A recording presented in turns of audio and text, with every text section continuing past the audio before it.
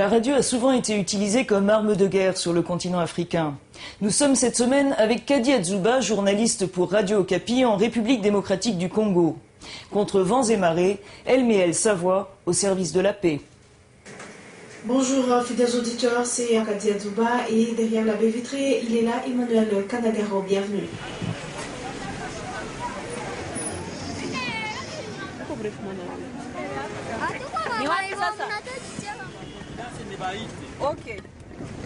Je veux voir si je peux trouver des enfants de la rue. Les parents ont été tués pendant la guerre et ils n'ont plus personne. Il y a des enfants nés de violences sexuelles. Les parents les abandonnent parce que la maman qui a attrapé la grossesse suite à une violence, elle n'arrive pas à garder l'enfant.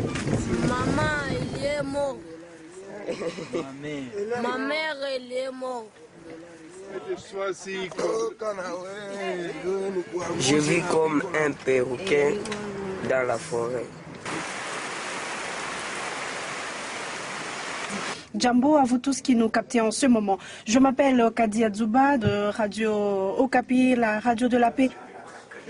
Kadi Adzouba, 31 ans, est l'une des voix les plus populaires de Radio Okapi, créée par l'ONU et la Fondation Suisse Hirondelle il y a 10 ans. Jour et nuit, elle parcourt sa province du Sud Kivu, à l'est du pays, pour décrire les réalités d'une société marquée par la guerre. Pour moi, le média, c'est un outil, c'est une voix que j'utilise, une voix de sans voix, pour porter plus haut et pour essayer de dénoncer, de sensibiliser également. Une vocation précoce. Quelques mois après que la guerre ait éclaté en 1994, elle doit fuir la ville de Bukavu avec sa famille et des milliers d'autres. J'ai traversé la forêt pendant une semaine à pied, seule. Je ne savais plus où étaient mes parents, s'ils sont morts, mes frères, est-ce qu'ils étaient morts. Je ne savais pas. Mais j'ai vu des gens mourir. Quelqu'un à côté de moi, il tombe. Devant moi, il tombe. À côté de moi, il tombe. Je regarde, c'est le sang. Dans ces débandades-là, tout le monde cherchait sa route. Tout le monde cherchait sa route. Ça, je n'oublierai jamais. Ça, j'oublierai jamais. Si la guerre est officiellement finie en RDC, celle de Kadi ne l'est pas, tant que des groupes armés continueront à sévir dans l'est du pays. La guerre n'est pas finie. C'est chaque jour qu'il y a attaque. Chaque jour, il y a attaque. Les villageois sont pillés. Ils sont chassés de leur maison par le groupe armé. Les refuges qu'ils trouvent, c'est en ville. Okay? Vous voyez même les maisons dans lesquelles les gens vivent.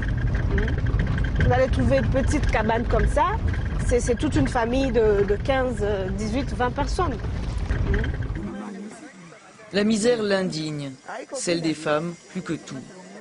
Elle interviewe ce jour-là des survivantes, recueillies par une association basée à Bukavu qui les aide à se reconstruire via un soutien thérapeutique et des formations professionnelles. Tour à tour, esclave sexuelle de miliciens rwandais, puis violée par des militaires congolais, cette jeune femme réapprend à espérer. Tu vas passer 6 mois ici, et après, qu'est-ce que tu vas faire? Je commencerai par les sensibilisations. Il faut que nous prenions courage et dites aux autres que ce n'est pas ça la fin de notre vie.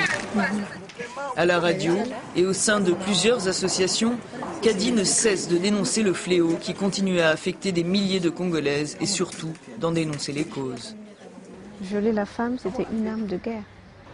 Ce n'est pas pour le désir sexuel que les rebelles, les groupes armés violent les femmes. Non. Ils veulent tout simplement déstabiliser une région. On fait la guerre, on chasse la population, on creuse et puis on pille les ressources. Donc, et puis ça passe inaperçu. Le malheur des Congolais, c'est leur minerai.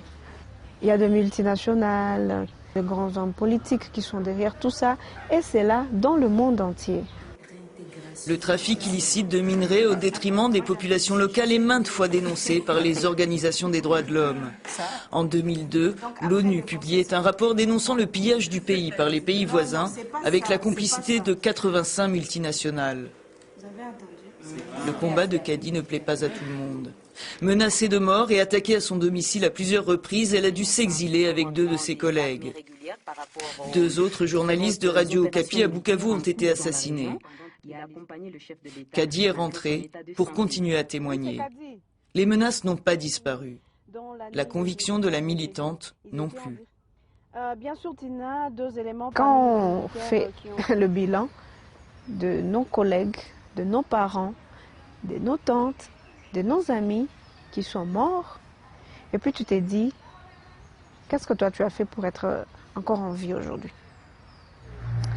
Ma force, c'est que je me dis, pourquoi je n'étais pas mort à l'époque là? Pourquoi j'ai été épargnée? Et qu'est-ce que je peux apporter? Comment est-ce que je peux faire pour contribuer, ne fût-ce qu'un tout petit peu pour la paix de mon pays, un tout petit peu. C'est la fin de notre édition congolaise de Women and War. Retrouvez-nous le mois prochain en Irak.